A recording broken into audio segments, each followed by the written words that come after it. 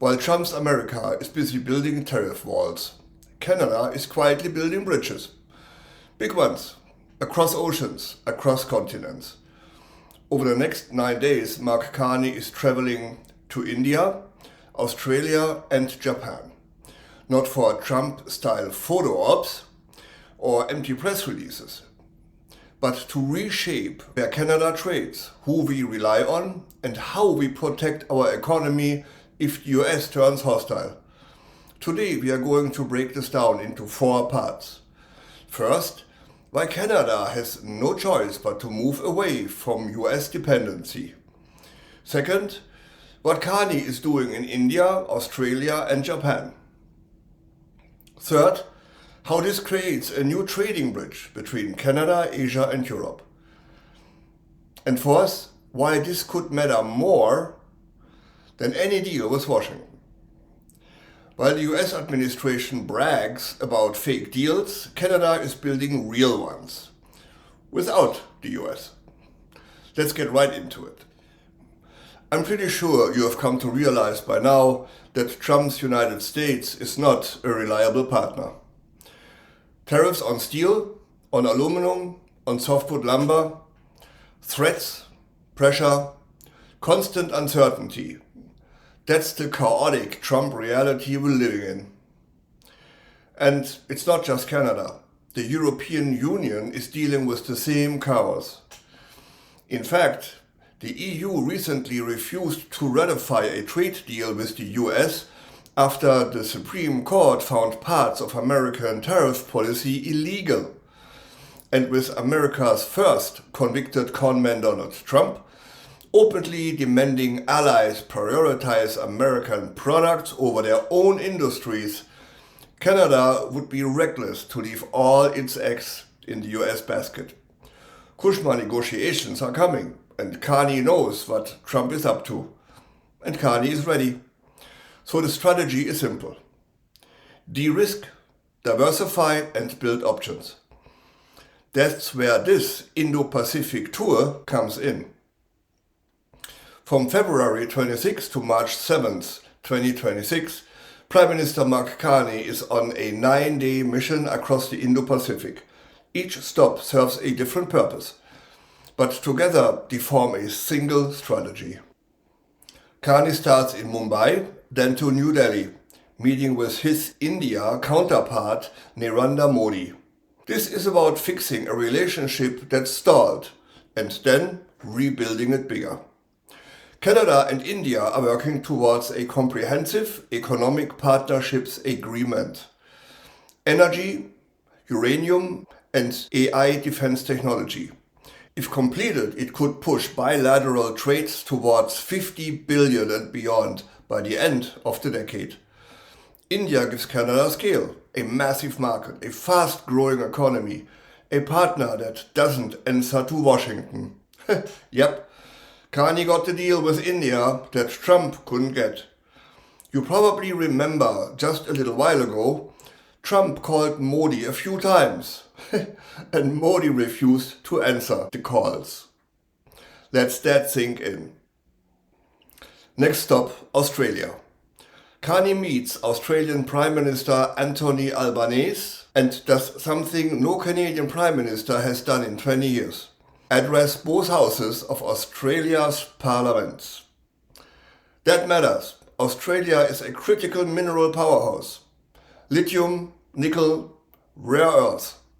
Again, those raw materials are needed for batteries, clean energy and defense systems. The talks focus on maritime security, radar, aerospace and AI-driven defense tech. And there's yet another angle here. Investment. Australia has capital. Canada has resources and stability. Carney wants Australian money to build Canadian projects, not leave our economy exposed.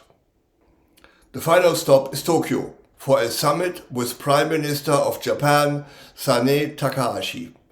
Well, Japan is all about advanced manufacturing, clean energy, food security, and locking down critical mineral supply chains that don't pass through the US. Japan also brings serious geopolitical weight. a key Indo-Pacific democracy committed to a rule-based order. For Canada, this is about stability, practical partners and long-term planning. Now here's Carney's genius. Mark Carney isn't just signing bilateral deals. He's building a bridge. Canada is uniquely positioned as a member of both the Comprehensive and Progressive Agreement for Trans-Pacific Partnerships and the Comprehensive Economic and Trade Agreement with the EU. Boy, what a mouthful that is. So, no other country sits at that crossroads.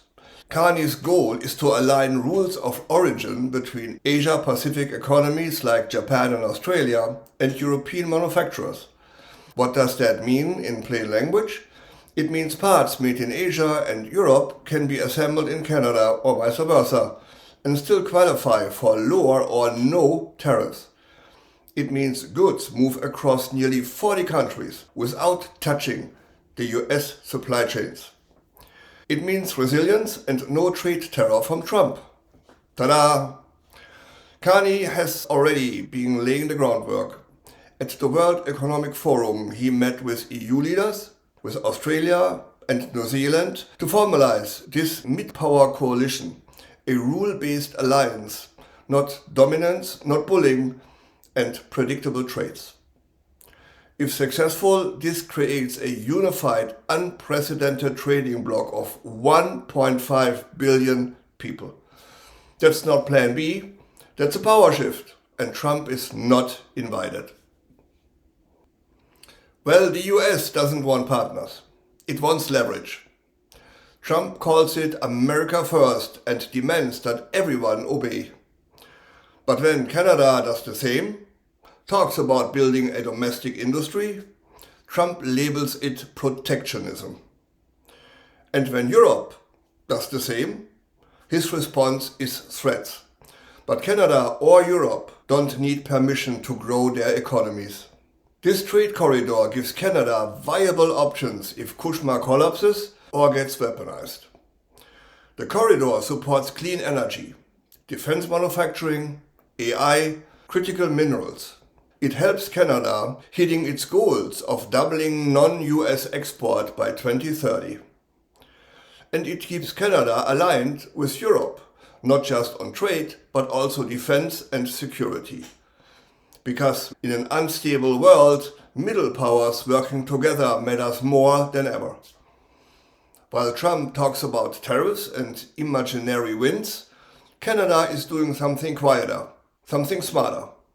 Canada is building a system that still works if the US doesn't. So here's my question to you.